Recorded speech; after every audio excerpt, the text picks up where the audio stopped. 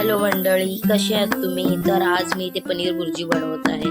मॅडमला आज पनीर भुर्जी खायची होती आणि त्यांनी मला सांगितलं की यूट्यूबवरती रेसिपी बघून मला आज पनीर भुर्जी बनवायची। तर मी म्हटलं चला ठीक आहे, मी बनवते।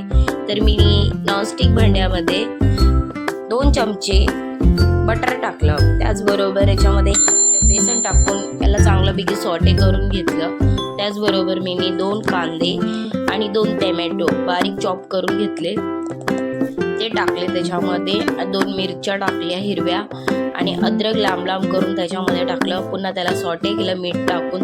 त्याच्याबरोबर बेसिक घरचे मसाले टाकले त्याच्यामध्ये। त्याचबरोबर थोडंसं गरम पाणी टाकून त्याला पुन्हा सॉटे करून घेतलं मी, कोथिंबीर वगैरे टाकून छानपैकी।